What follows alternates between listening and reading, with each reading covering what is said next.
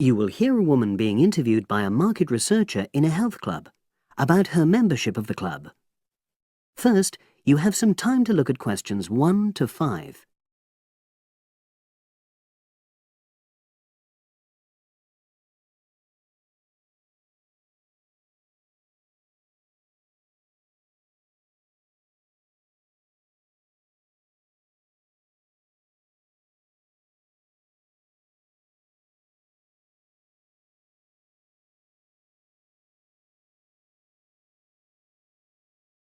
You should answer the questions as you listen, because you will not hear the recording a second time.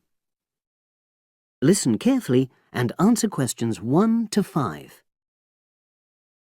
Oh, excuse me. I wonder if you'd have the time to take part in some market research.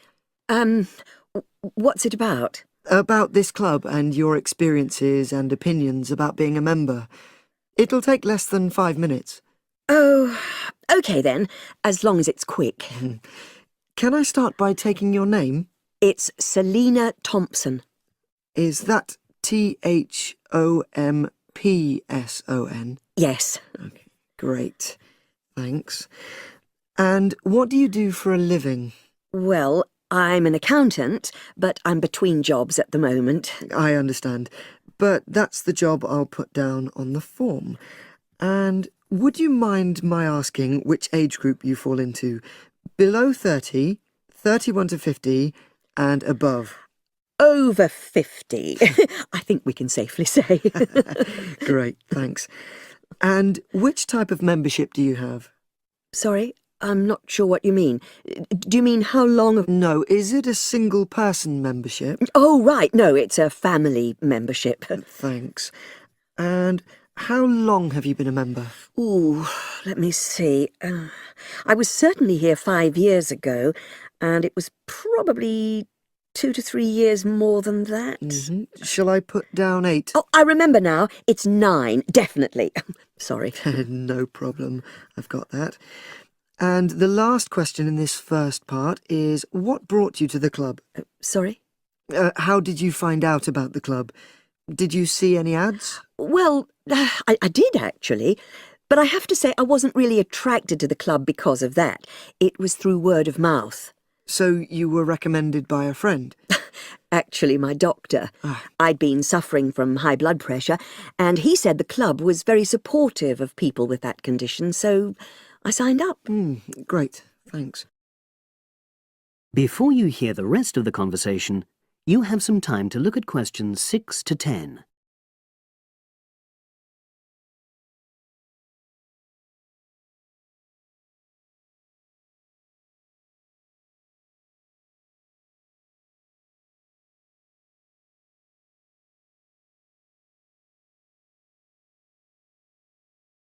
Now listen and answer questions 6 to 10.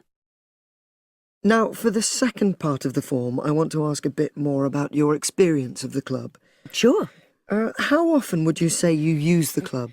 It varies enormously, depending on how busy I am. Of course. But on average, per month? I'd say it averages out at twice a week. OK, so 8 on average. Yeah, and 4 of those are aqua aerobics classes. That leads me to the next question. Would you say the swimming pool is the facility you make most use of? Fair to say that, yep. Right, thanks. And are there any facilities you don't use? One area I realise I've never used is the tennis courts. And there's one simple reason for that. You don't play tennis? Actually, I'm not bad at it. Oh. It's that I'm not happy having to pay extra for that privilege. Oh, right. I've made a note of that. Thanks. Now, in the last section, are there any suggestions or recommendations you have for improvements to the club? Only about health and fitness? Anything at all? Well, I'd like to see more social events. It isn't just a question of getting together for games or classes, but other things, you know. Yes, sure. And another thing that I was thinking, when I had my yoga class in the gym last night, we were all sweltering in the heat.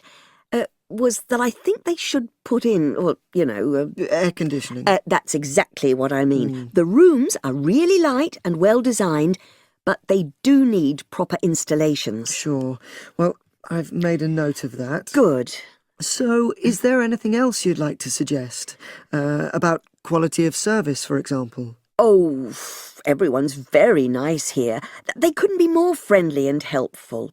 Oh, but I tell you what, it's a shame the restaurant isn't open in the evening on Saturday, and Sunday as well, for that matter. Oh. So, the club should... Open it later on those days. OK. Well, thank you very much. That's all the questions I have. That is the end of part 1. You now have half a minute to check your answers.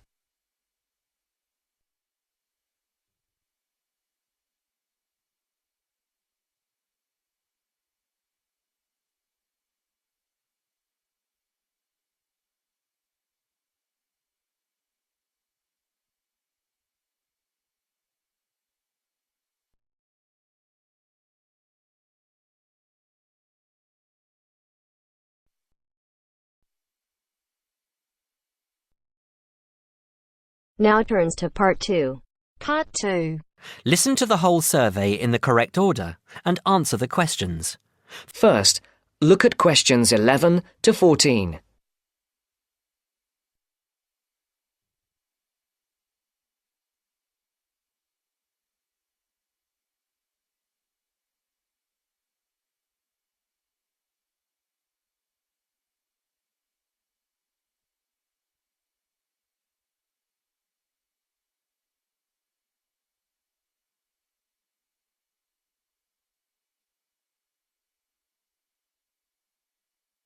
Listen carefully. Excuse me. Good morning. We're students from St Anne's School and we're doing a class survey. Have you got 5 minutes to answer a few questions? I suppose so. What are the questions about? About spending habits, people's attitudes to money and what they spend money on. Well, yes, OK, but only 5 minutes. Thank you. OK. First of all, if you don't mind answering, what income band are you in? You just need to say low, average or high. Oh, that's difficult to say. I don't know how much everyone else makes. I'm certainly not poor, but I'm not rich either. Certainly not after I've paid all my bills. Shall we say in the middle then? Yes, I think so. And how much money do you feel you have to spend? You said that you have to pay a lot of bills. Yes, I feel that I don't have very much. I earn quite good money, but it doesn't feel like that most of the time. I guess everyone would like to have a bit more money, though. OK, so what do you spend most of your money on? Well, most of it goes on monthly expenses. I've got a big mortgage on my house, and my children's school fees are very high. After I've paid for gas and electricity and water, and all the insurance on the house and my car, I don't have much left. I like taking my wife out to a nice restaurant once a month, but I don't very often buy clothes. Oh, and I collect radios. Old radios. That's my hobby. And how do you usually pay for the things you buy? I use my debit card for most things these days. I have 2 credit cards, but I don't like using them. I prefer to pay for things immediately. Otherwise, I feel I'm getting into debt. I pay my bills online or over the telephone. I usually have between £10 and £20 in cash with me to pay for emergencies, taxi fares and that kind of thing. Before the broadcast continues, look at questions 15 to 20.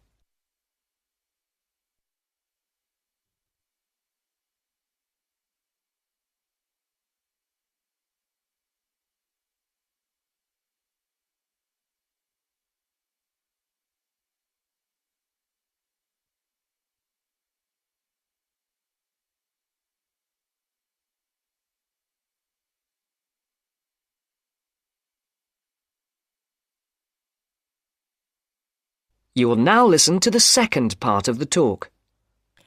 What do you think is good value for money? Not very much, to tell you the truth.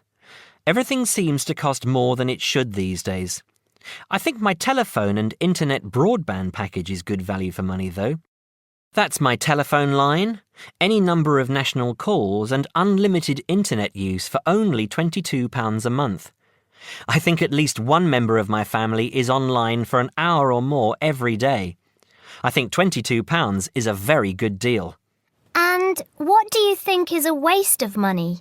Personally, I don't understand why anyone buys a new car.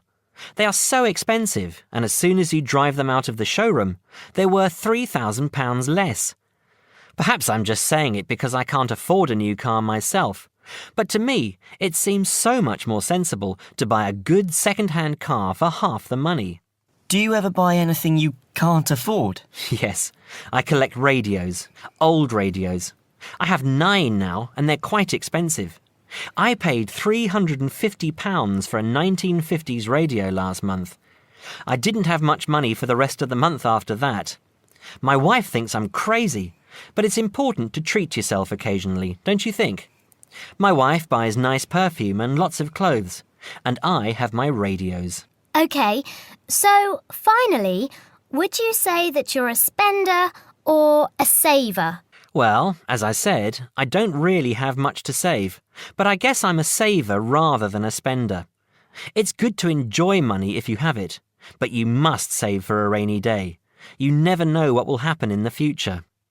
Thank you very much for talking to us. Have a nice day now. That is the end of part 2. You now have half a minute to check your answers.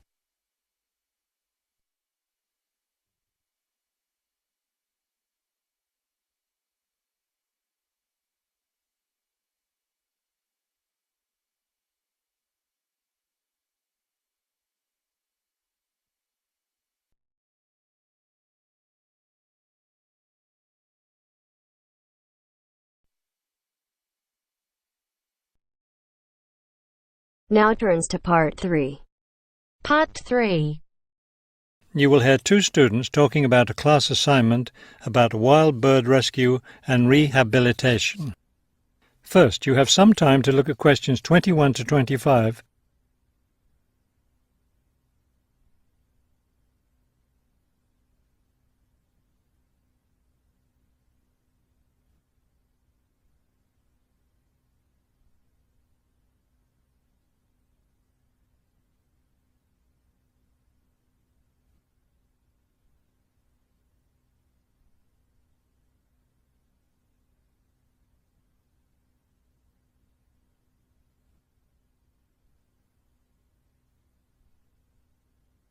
As you listen to the first part of the conversation, answer questions 21 to 25.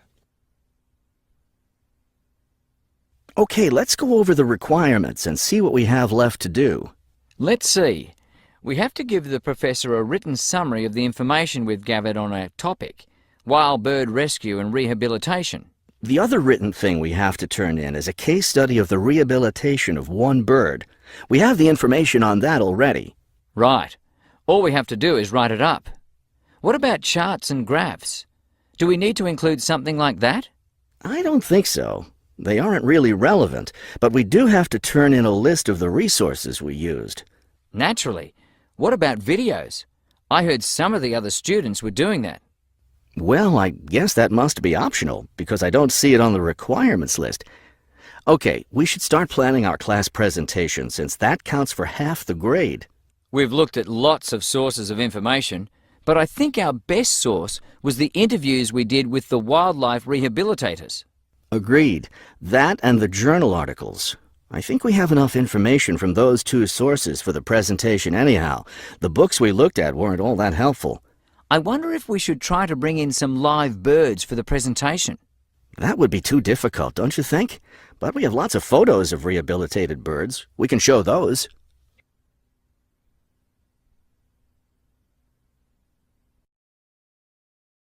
Before you hear the rest of the talk, you have some time to look at questions 26 to 30.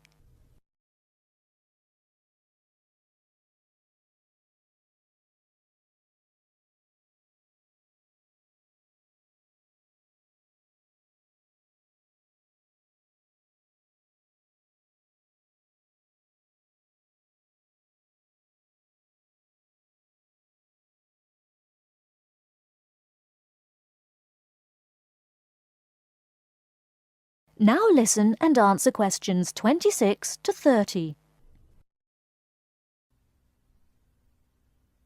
Now listen and answer questions 26 to 30. Right. OK, I think we should start by talking about how to rescue a bird. Probably first we should help people understand which birds need rescuing. Yeah, that's really important. Because a lot of times people see a baby bird that's all alone, or they find a bird sitting on the ground and they think it needs to be rescued. And usually those are just baby birds learning to fly. So we should emphasize that people should only attempt to rescue a bird that's clearly injured. For certain kinds of birds, the rescuer needs to wear protective gloves because some of those birds have sharp claws and can tear your shirt, or worse, injure your face or some other part of your body. Yes, that's an important point.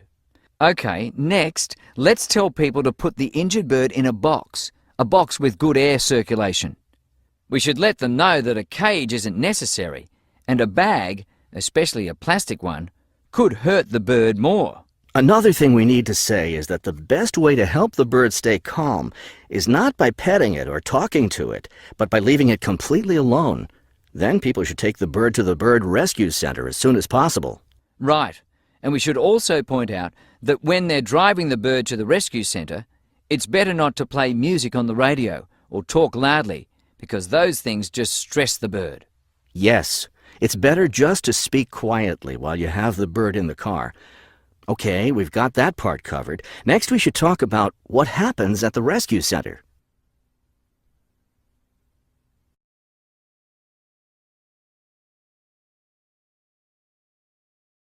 That is the end of part 3. You now have half a minute to check your answers.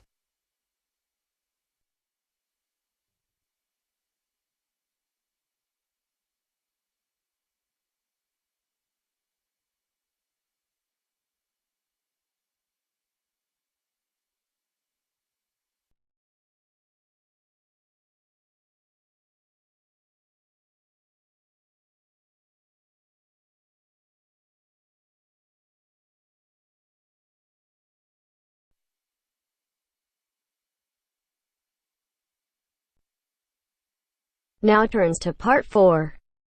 Part 4. First, you have some time to look at questions 31 to 40.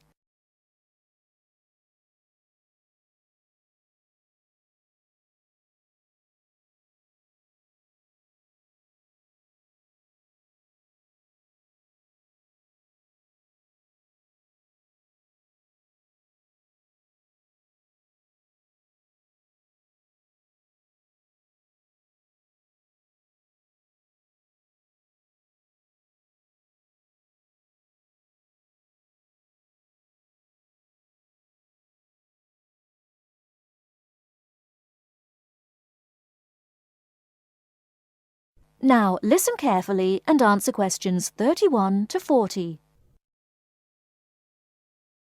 In today's lecture on international trade, I'm going to look at the issue of protectionism. I'll start off with a definition of protectionism and then go on to look at the methods countries have used to protect their economy. Following this, I'll look at the advantages and disadvantages of protectionism when compared to free and open trade. So let's define protectionism. Protectionism at its simplest is the opposite of free trade. It is the practice of protecting domestic industries from foreign competition by using import duties or quotas. Options available to protect the economy are tariffs, embargoes, subsidies and quotas. Let's examine these in turn with some examples. Tariffs are one form of protectionism. It is a tax which is applied to imported goods, but not to home-produced goods.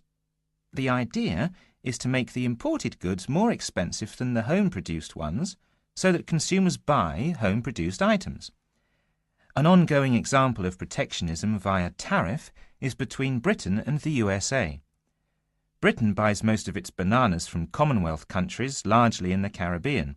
However, the USA owns banana plantations in South America. In 1999, Britain refused to buy bananas from South America, so the US government put tariffs on some British-produced goods.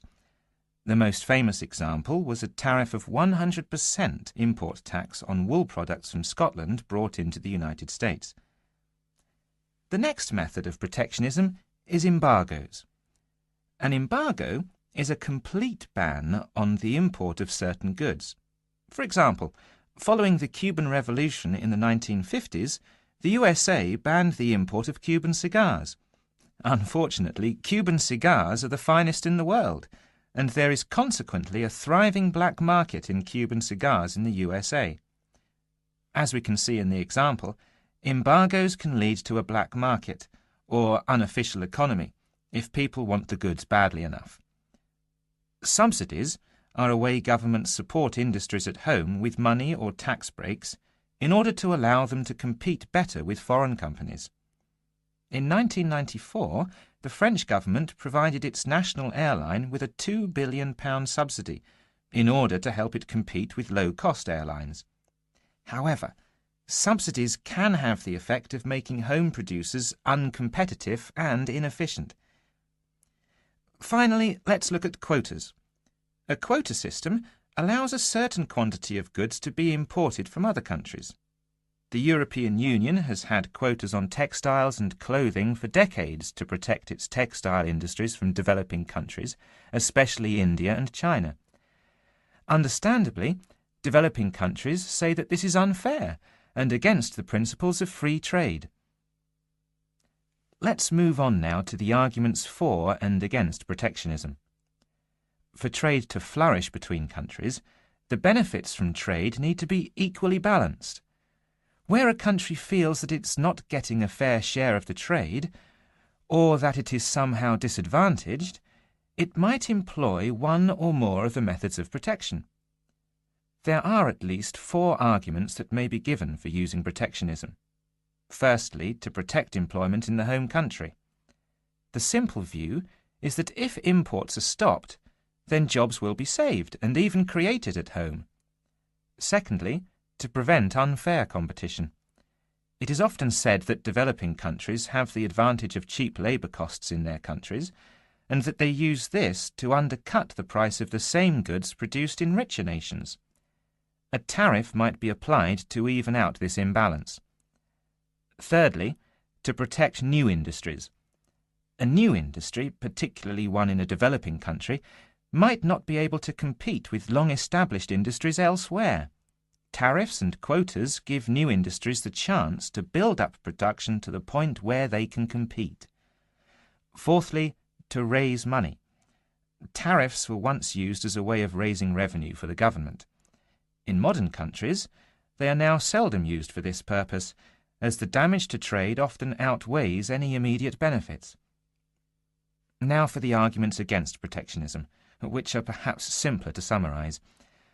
Although trade restrictions might help a country for a short period of time, their overall effect is a negative one. Restrictions affect the flow of trade, and the more countries employ restrictions, the less trade can flow. In the long run, no one benefits from trade restriction, because if one country puts restrictions on another country, the other country then puts their own restrictions on the first country. This affects the first country's exports, and as the country finds it difficult to export goods, then unemployment is the result. So, protection tends to help only the protected and can hide inefficient manufacturers. That is the end of part 4. You now have half a minute to check your answers.